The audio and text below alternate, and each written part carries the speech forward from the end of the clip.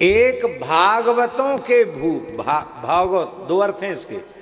एक भागवत भूप का चरित्र सुनने से भगवान के चरणों में प्रेम हो जाता है। दूसरा अर्थ है ये भूप सामान्य भूप नहीं है, भागवत भूप है, भागवतों का भी भूप है, भागवतों का राजा। जो भगवान का भक्त हो उसे भक्त कहा गया अथवा भागवत कहा गया, और जो भगवान की भक्ति के साथ भागवतों की भक्ति करता हो उसको भक्त भूप अथवा भागवत भूप कहा गया।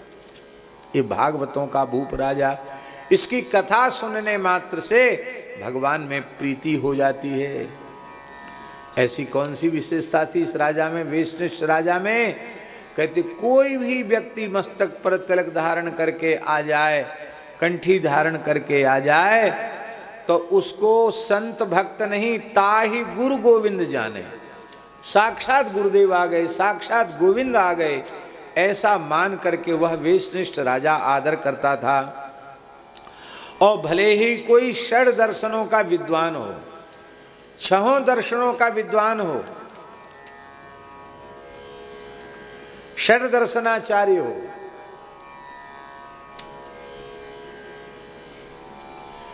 भले ही कोई षड दर्शनाचार्य हो, एक भागवतों के भूप, भागवत दो अर्थ हैं इसके।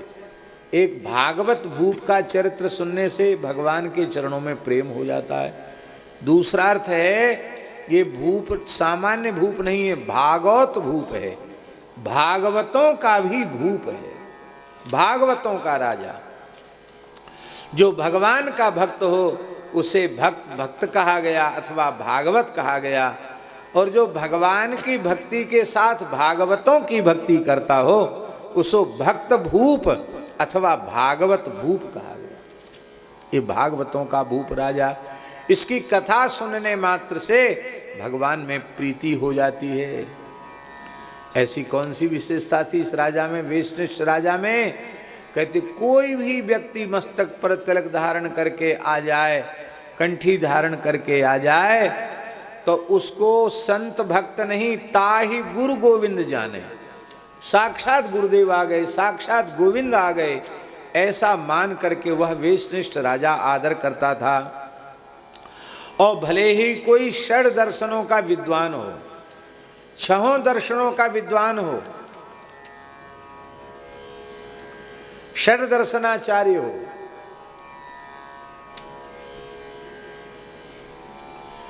भले ही कोई षड दर्शनाचार्य हो,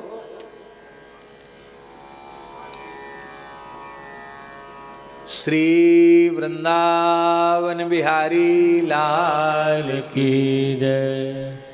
संत सेवा की बात चल रही है, और संत सेवा में जिनकी अनुपम संत सेवा है श्री पीपाजी महाराज, उनकी पीठ के आचार्य चरण पूज्य श्री महाराज जी कृपा करके पधारे, हम दंडोत प्रणाम करते हैं।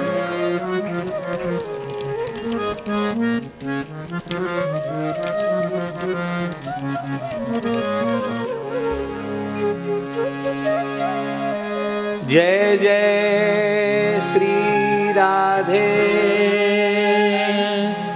जय जय श्री राधे। आहा,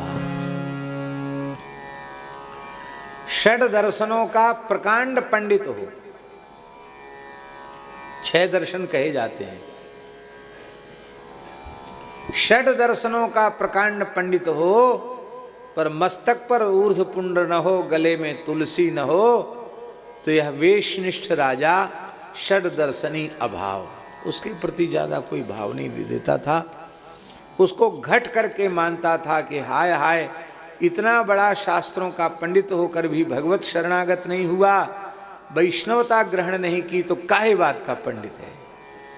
इस प्रकार से वे कष्ट का अनुभव करते थे, पीड़ा का अनुभव करते थे। हमने धूनी वाले दादाजी की परंपरा के छोटे सरकार बताते हैं, उनके गुरु महाराज बड़े अवधूत, अवधूतों की परंपरा रही है। गुरु महाराज बड़े अवधूत थे।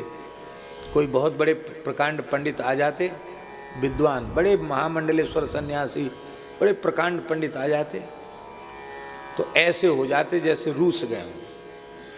गुरु जी मुंह बना लेते और कहते दो दो दो दो, खिलाओ पिलाओ उनको, कपड़ा लता दे के भगाओ इनको, भगाओ इनको। इतने बड़े विद्वान जगत गुरु मंडलेश्वर, इनको भगाओ, हाँ भगाओ भगाओ भगाओ इनको भगाओ।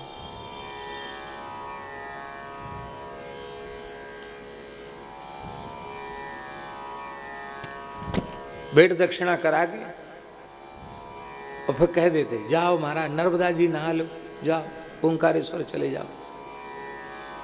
फिर वो कोई डट गया, अरे भाई यहाँ जगह नहीं, जाओ चले जाओ, बुरा माने तो मान जाओ, चाहे जितना बड़ा हो। लोगों को बड़ा खराब लगता, बस इतने बड़े दर्शन करने आए उन्होंने दो बात प्रेम से नहीं बोली।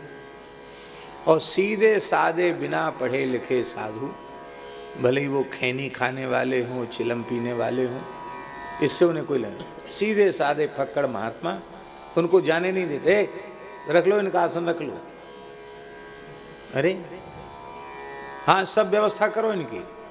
क्यों? कहते भाई पढ़े लिखे नहीं है पर ये निश्चल निष्कपट है, इनमें छल कपट नहीं है। तो कब मुंह से थूक उचट रहा, गालियां बक रहे हैं, उनको कहते हैं इनको रखो, ये शोभा है यहाँ की, रखो इनको। विद्वानों को कहते जाओ। षड दर्शनी अभाव सर्वथा घट करी माने। तो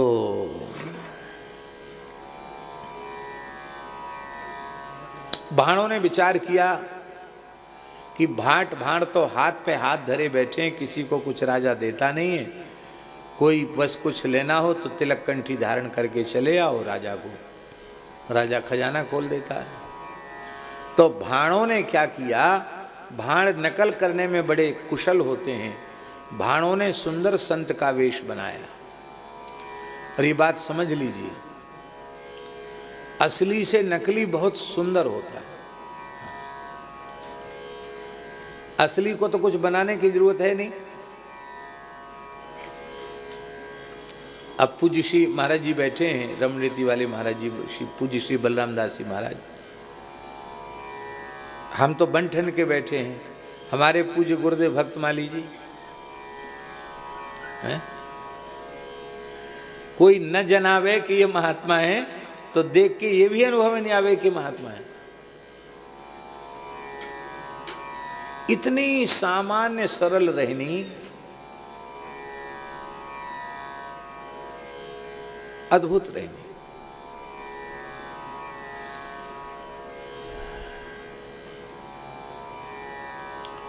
तो महाराज असली जो होते हैं उनको तो बनावटीपन, सदा रहे अपन को दुराए, सब विधि कुशल कुवेश बनाए, पर कियहु कुवेश साधु सन्मानु, जिम जग जामवंत हनुमानु। गोस्वामी जी ने उदाहरण दिया है। तो उनको तो बनने की जरूरत नहीं, जैसे हैं वैसे हैं।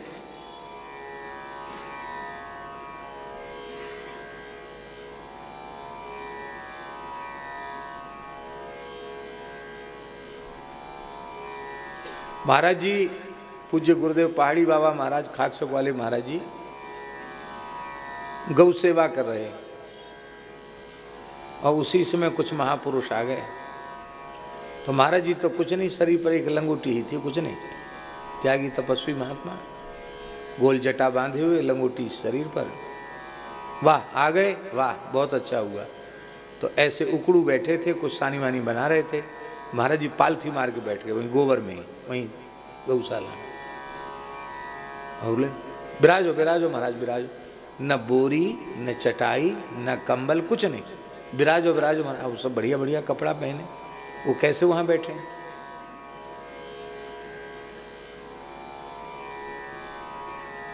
तो महाराज जी समझ गए कि इनके कपड़ा बिगड़ जाएंगे, बस सोई बिगड़ना शुरू हो है। तेरी जय तेरी, क्यों आए वृंदावन में?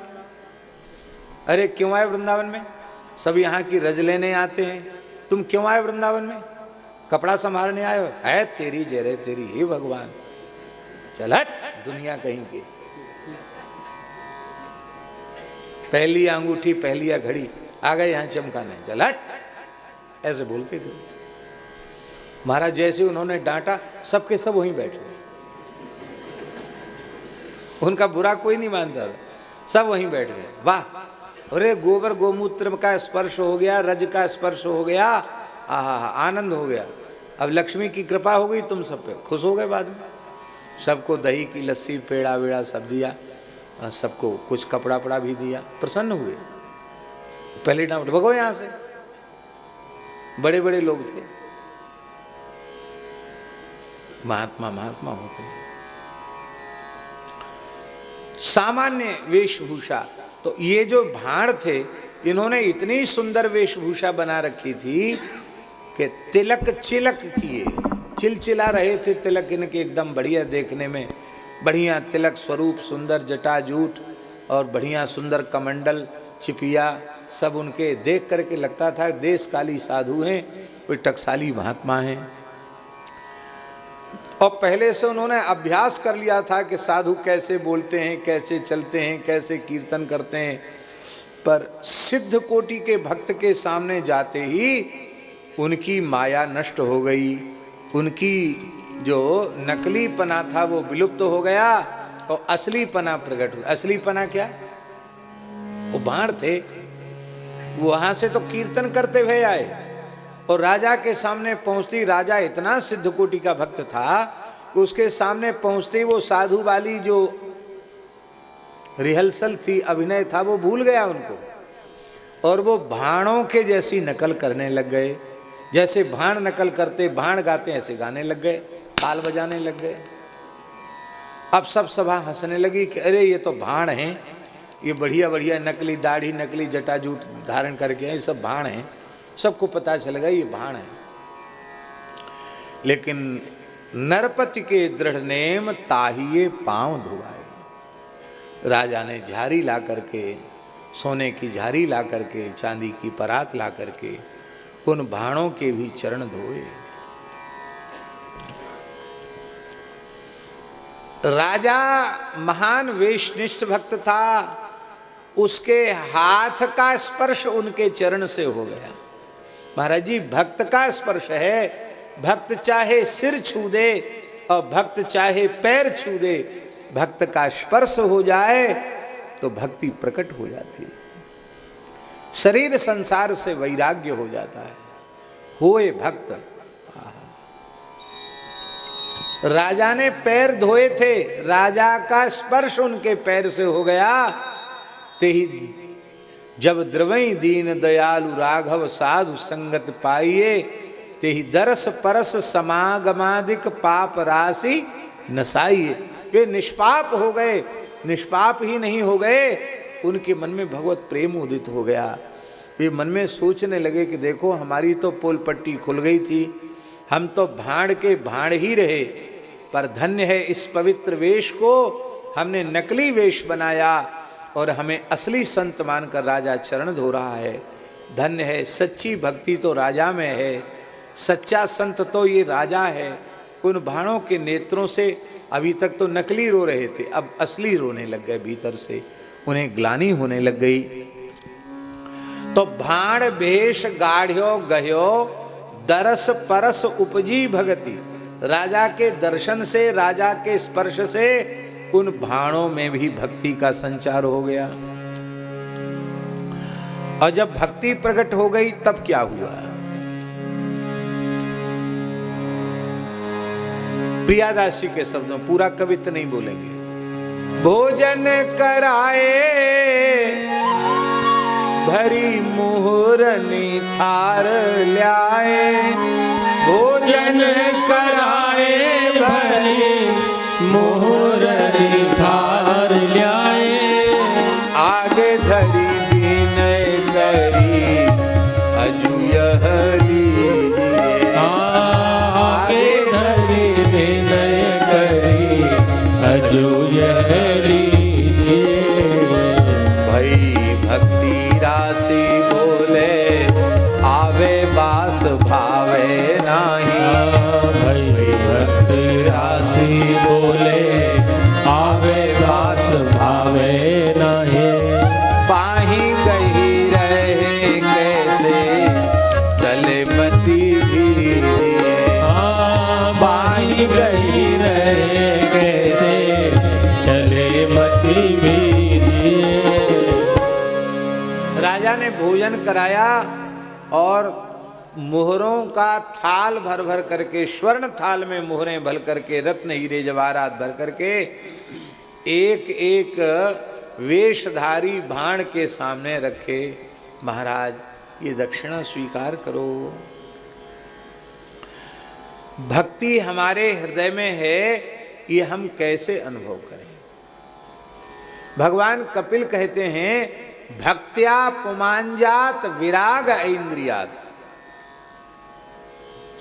इंद्रिय से संबद्ध जो विषय हैं, रूप रस गंध शब्द स्पर्श के जो भोग हैं, उन भोगों के प्रति सर्वथा वैराग्य हो जाए तो समझ लेना हमारे हृदय में भक्ति प्रकट हुई है। रमा विलास राम अनुरागी तजत बमन इव नरबड़ भागी। और भोग ही प्रिय लग रहे हैं तो समझ लेना चाहिए कि अभी भगवान की भक्ति मिली नहीं। अब तो केवल एक कक्षा होती है आजकल जो एक से भी नीची होती है, नर्सरी LKG कहते, क्या कहते हैं, LKG UKG भी होती है क्या? नहीं है? LKG UKG क्या अंतर होता है LKG UKG में? ये है? बच्चन की वो बना देंगे, पहले 5 साल के बच्चा को एडमिशन में ले, अब तो नहीं, 2 साल छोटा LKG होता है कि UKG? LKG LKG छोटा होता है, फिर उससे बड़ा UKG होता है। ठीक, 3-4 साल फिर फर्स्ट का होता है। तो हम ये कह रहे हैं महाराज जी कि हमारे जैसे लोग तो ईमानदारी से LKG से भी नीचे कोई क्लास होती होगी, वो नर्सरी से भी नीचे कोई क्लास होती होगी, उस प्ले वाली क्लास से भी कोई नीची क्लास होती होगी, उससे भी नीचे है। कुछ नहीं है, ना ज्ञान है, ना भक्ति है, ना वैराग्य है, गंध भी नहीं है इनकी ज्ञान भक्ति वैराग्य की। बस संतों की गुरुजनों की कृपा हो गई, मस्तक पर तिलक है, गले में तुलसी है, और भगवान नाम जो मुख से कभी कभार निकल जाता है, ये भी अपना पुरुषार्थ साधन नहीं है। ये राधा सुधानंद जी में लिखा है, महिमा एष वृंदावनस्य। राधा नाम मुख से निकल जाए, कृष्ण नाम मुख से निकल जाए, राम नाम मुख से निकल जाए, ये वृंदावन धाम की महिमा है, धाम की महिमा से निकल जाता है। लिखा है भक्त्या पुमांजात वैरा विराग इंद्रियात। हमारा न लौकिक भोगों से वैराग्य हुआ, न पारलौकिक भोगों से पारलौकिक भोगों से वैराग्य तो इसलिए हम मान लेते हैं कि वो हमने देखे नहीं। अरे पहले यहाँ से तो विरक्त हो, यहाँ के भोगों को देख के तो मोहड़े में पानी आ रहा है। तो न मिले के त्यागी हैं, क्योंकि हमको मिले ही नहीं, हमने देखा ही नहीं भोग।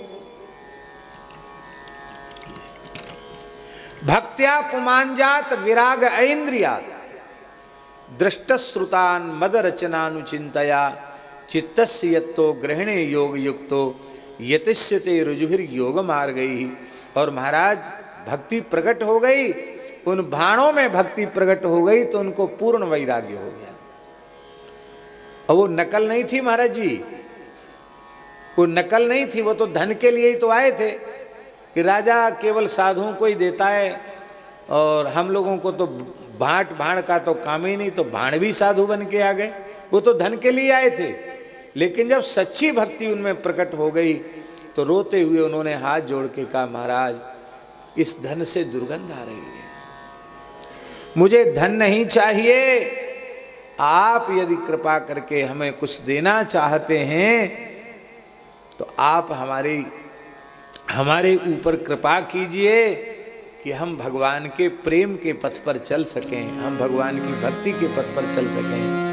हमें आपसे भगवान के चरणों में हमारी प्रीति बढ़ती रहे और हमें कुछ नहीं चाहिए। और वे भाण जो नकली थे वो असली साधु हो गए, लौट के अपने घरों में नहीं गए,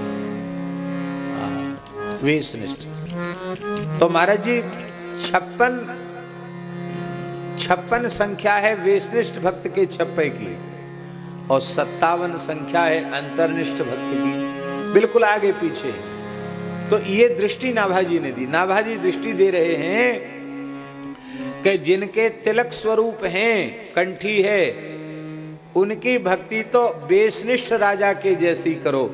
और मान लो किसी के मस्तक पर तिलक और कंठी नहीं है तो भी उसे विमुख मानकर उसको गाली मत दो, उसका तिरस्कार मत करो, उसका अपमान मत करो, उसे अंतर्निष्ठ भक्त मान करके आदर करो। इसलिए यह क्रम दिया हुआ है।